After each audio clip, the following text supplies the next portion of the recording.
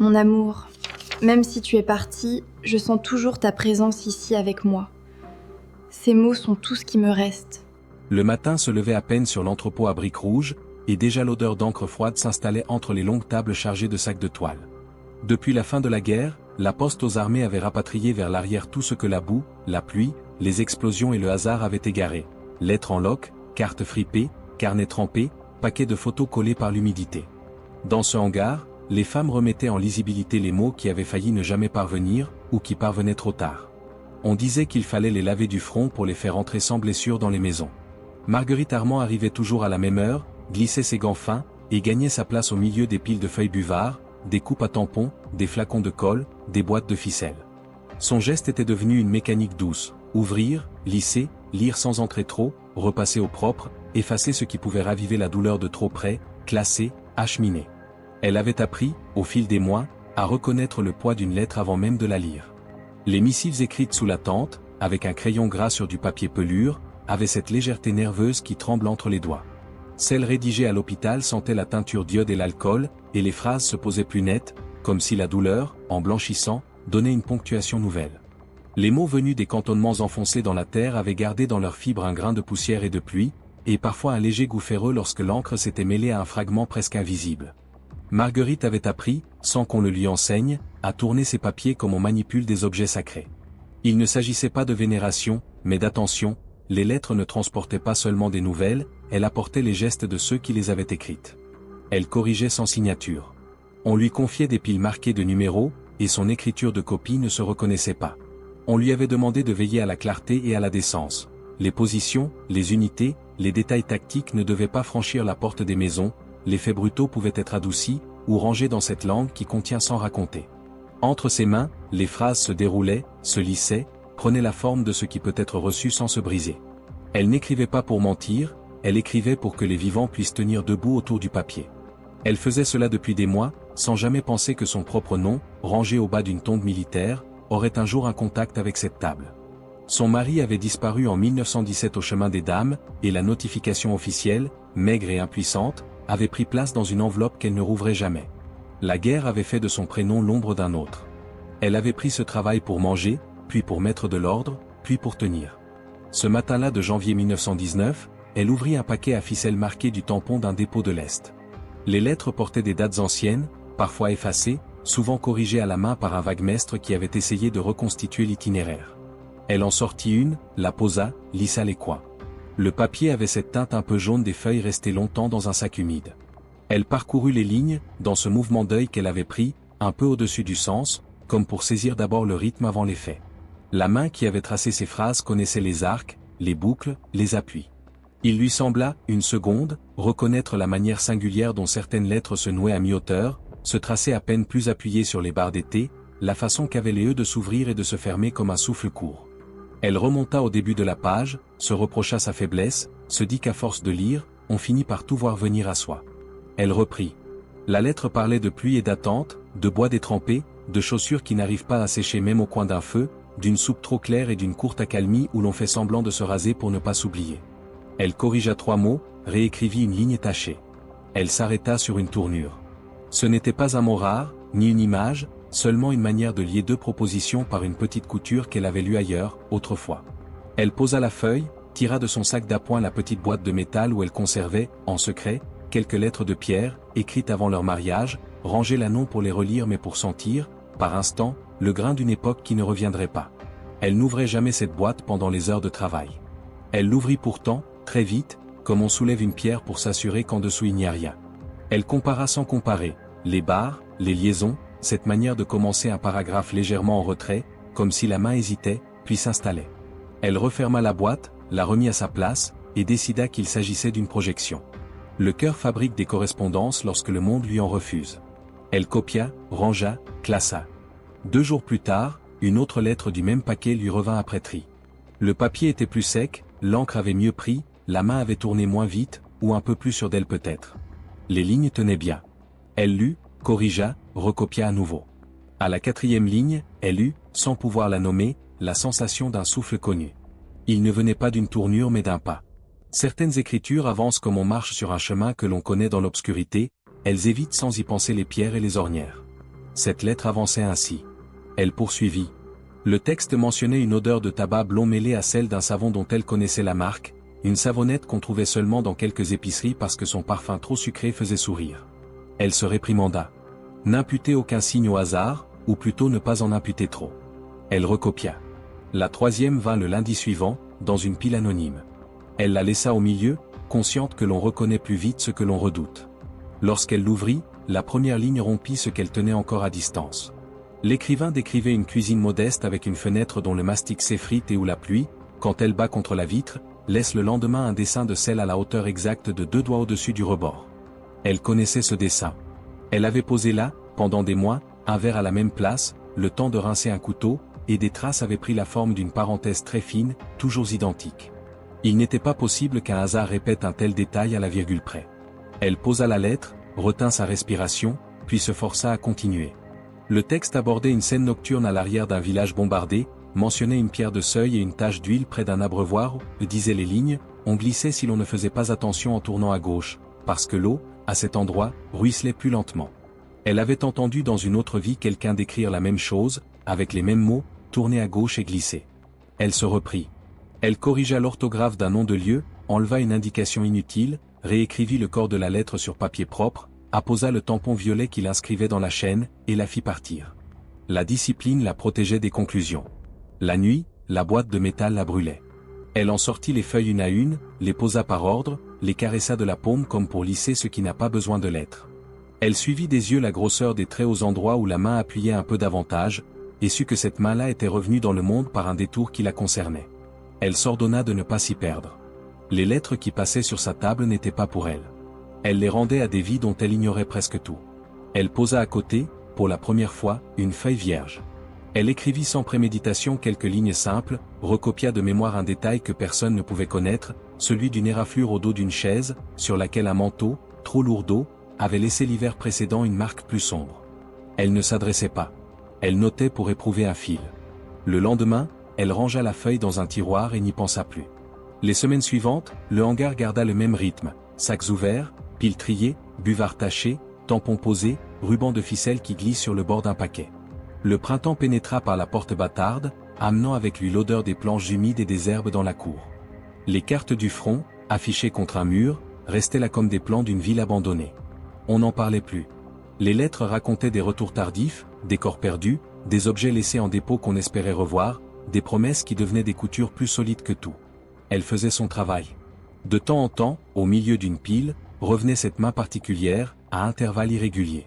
Elle reconnut, un jour, la façon de trembler au bas d'un mot quand le carnet sur lequel on écrit repose sur la cuisse, la marque verticale infime qui s'imprime parfois lorsqu'un coin de papier humide a séché sur la page, juste à gauche d'un verbe. Rien n'était spectaculaire.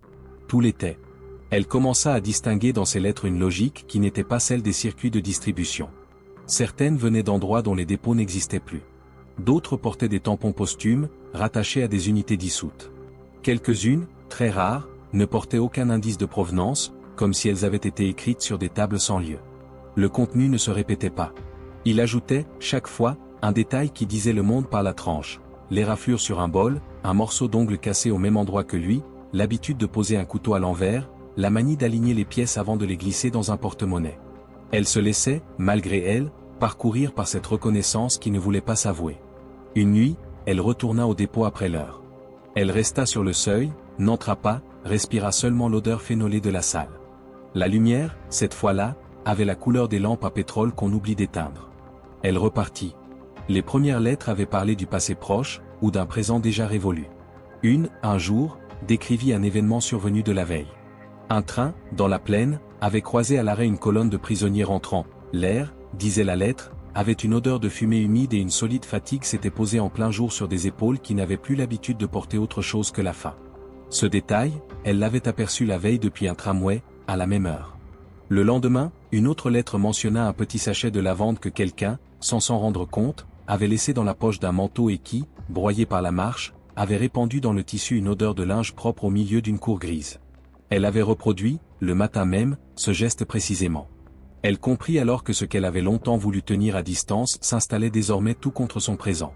Les lettres ne revenaient pas du passé, elles avançaient au rythme exact de sa vie, une journée plus tôt, et lui renvoyaient, dans une langue qui gardait la main de celui qu'elle aimait, la forme nette de ce qu'elle allait traverser.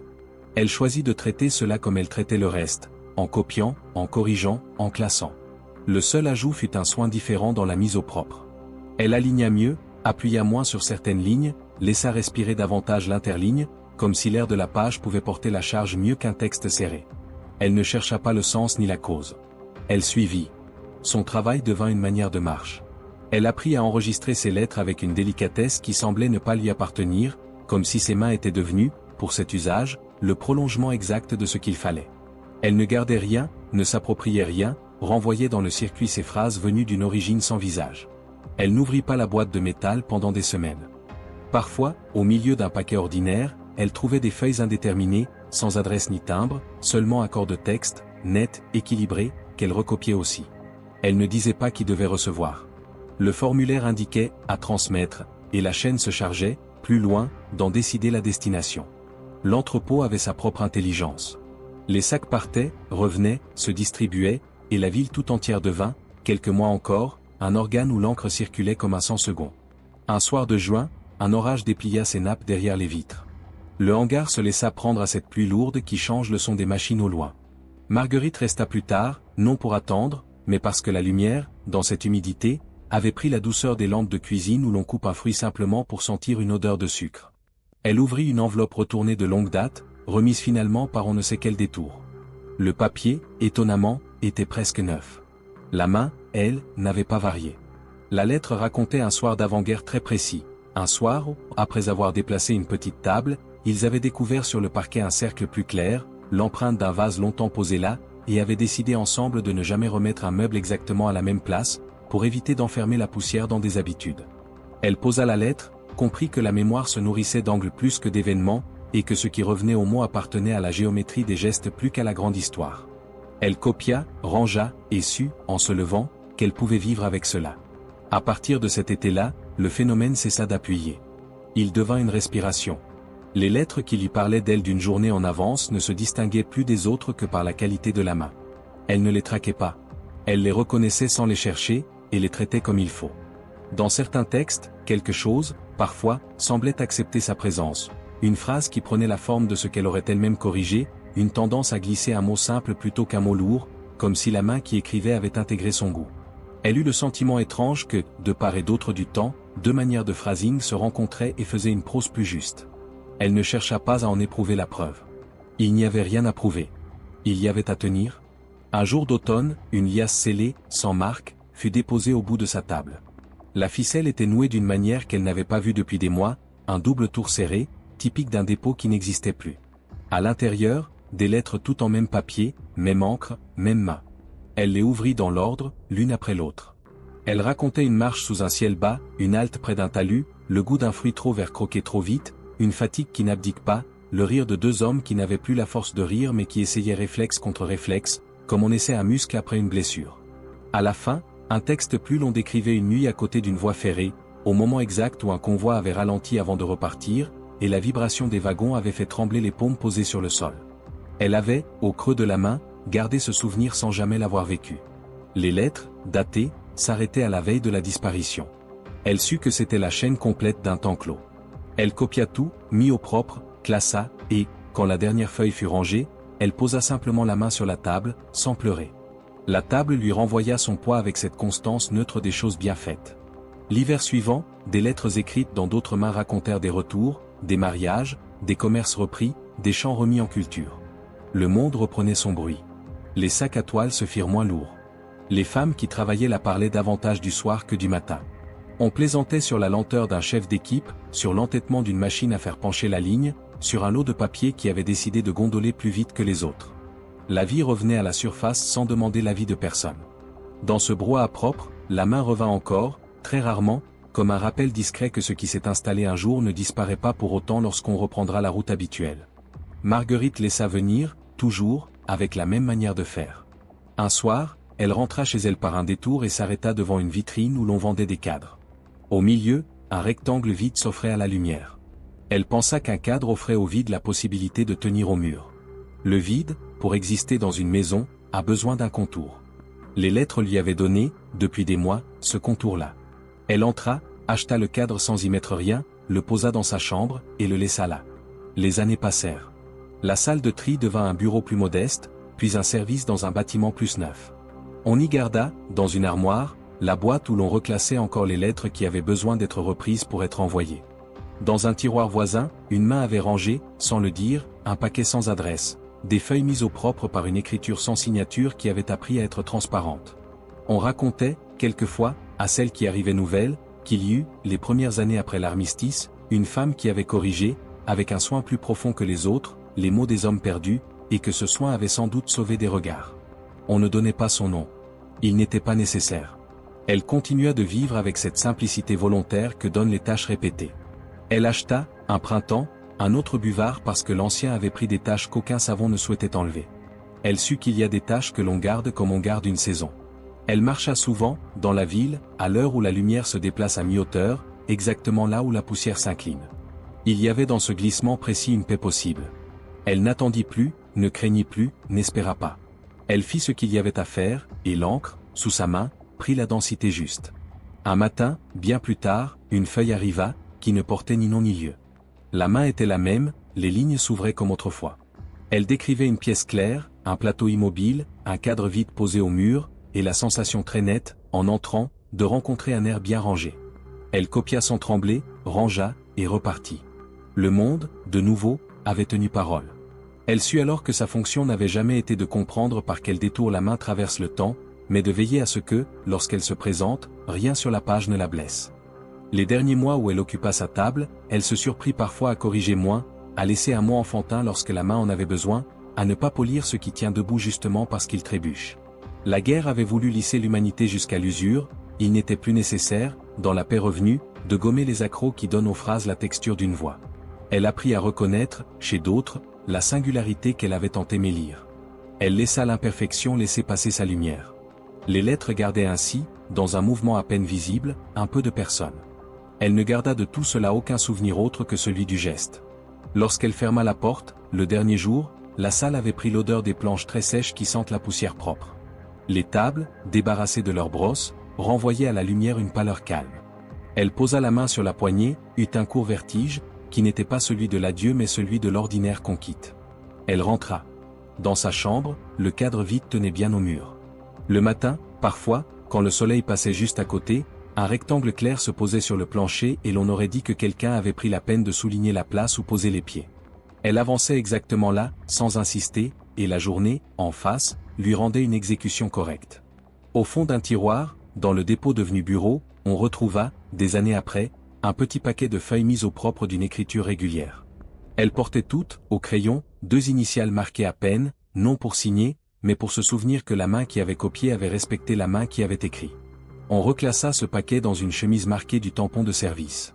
La chemise fut rangée dans une armoire. L'armoire fut déplacée, plus tard, dans un bâtiment neuf.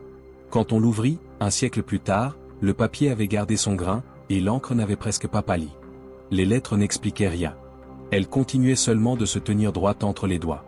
Dans certaines maisons, on trouva encore, coincée derrière une moulure, une enveloppe qui avait voyagé à travers des vies sans se faire voir.